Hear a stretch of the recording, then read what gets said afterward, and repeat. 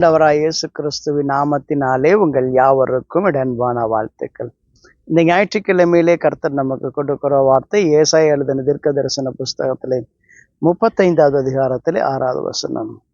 முடவன் மானை போல் குதிப்பான், ஊமையின் நாவும் கெம்பீரிக்கும், ஆண்டவருக்கு மகிமை உண்டாவதாக. முடவன் என்று சொன்னால் நடக்க முடியாதவன், நடப்பதற்கு பலன் இல்லாதவன். ரெண்டாவது பார்த்தீங்கன்னா ஊமை என்று சொன்னால் பேச முடியாதவன். பாருங்க, இப்படிப்பட்டவர்களுடைய வாழ்க்கையில கர்த்தர் அற்புதங்களை செய்தார். நடக்க முடியாதவன் எழும்பி மானை போல குதித்து ஓடுகிறானாம். மான் எப்படி ஓடும் என்று சொல்லி நமக்கு எல்லாருக்கும் தெரியும். பார்த்தீங்கன்னா மான் வேகமாக ஓடும்.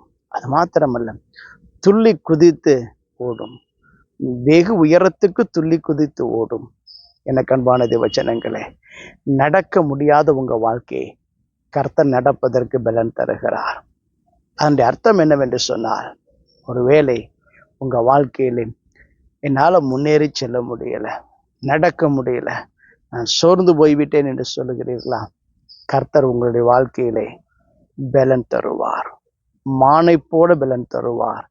நீங்கள் எழுந்து குதித்து நடந்து ஓடும்படியான பலனை கொடுப்பார்.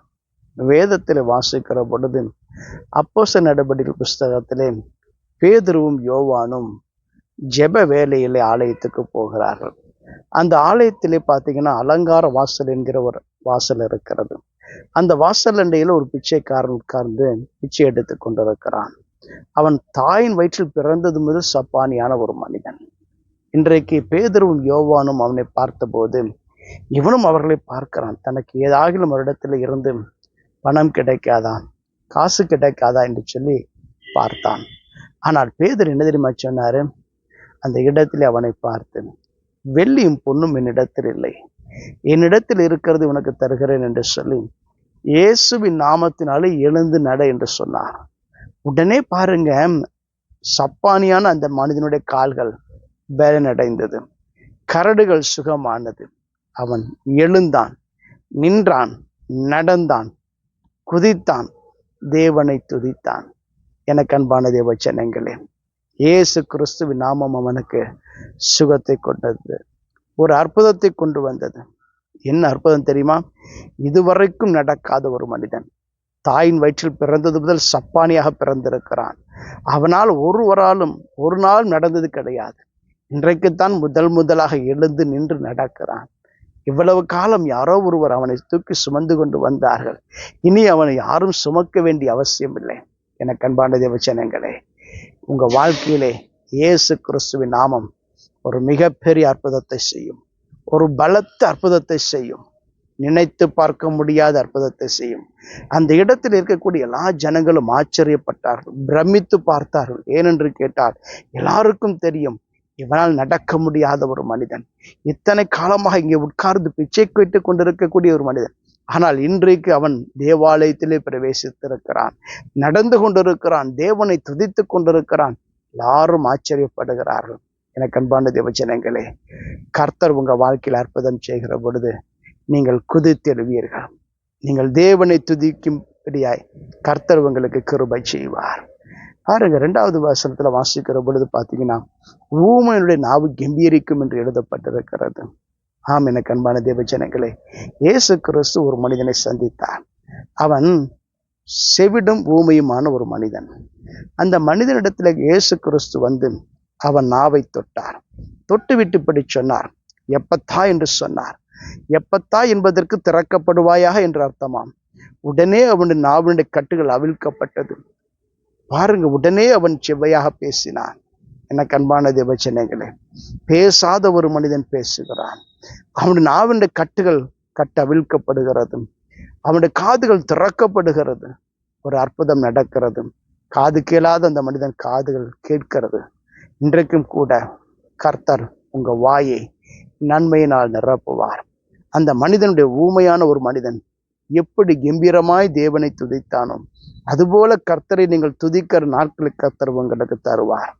இந்த 2 அற்புதத்தையும் நான் சொல்லுகிற பொழுது ஒரு காரியம் ஞாபகத்துக்கு வருகிறது. ஊமையானவனுக்காகவும் திக்கற்ற எல்லா மனிதர்களுக்காகவும் உங்களுடைய வாயை திற என்று கர்த்தர் சொல்லுகிறார்.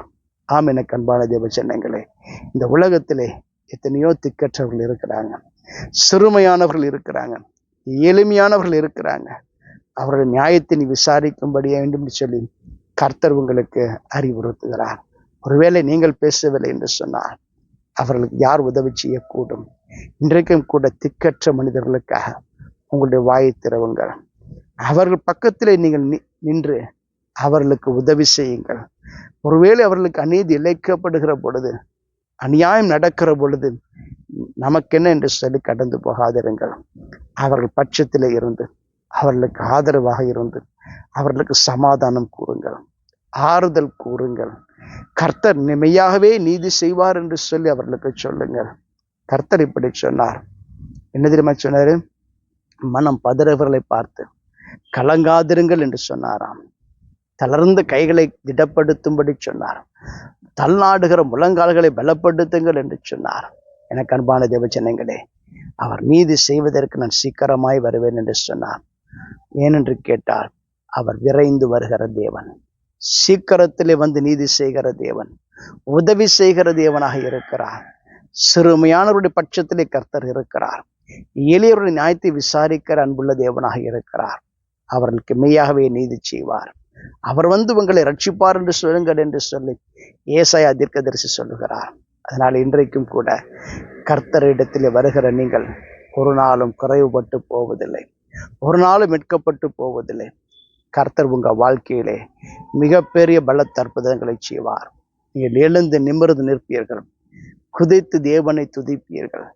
உங்களுடைய வாய் களிப்பினால் நிரம்பும்படியாய், தேவனை துதிக்கிற துதியால் நிரம்பும்படியாய் கர்த்தர் அற்புதங்களை செய்வார். தேவன் தாமே உங்களை ஆசீர்வதிப்ப நாம் ஜெபம் செய்வோம். எங்களை அதிகமாய் நேசிக்க நல்ல ஆண்டவரே, இன்றைக்கும் உடைய பிள்ளைகள் எழுந்து குதித்து நடக்க, தேவனை துதிக்க, தேவனை ஆராதிக்க உடைய பிள்ளைகளுடைய வாயை கம்பீரத்தால் நிரப்பும்படி நான் ஜெபிக்கிறேன். பிள்ளைகள் என்ன காரியத்தை எதிர்பார்த்திருக்கிறார்களோ அந்த காரியத்தில் கர்த்தர் மகா பெரிய அற்புதத்தை செய்யும்படி நான் ஜெபிக்கிறேன். இயேசுவின் ஜெபம் கேளும் பிதாவே, ஆமென். God bless you.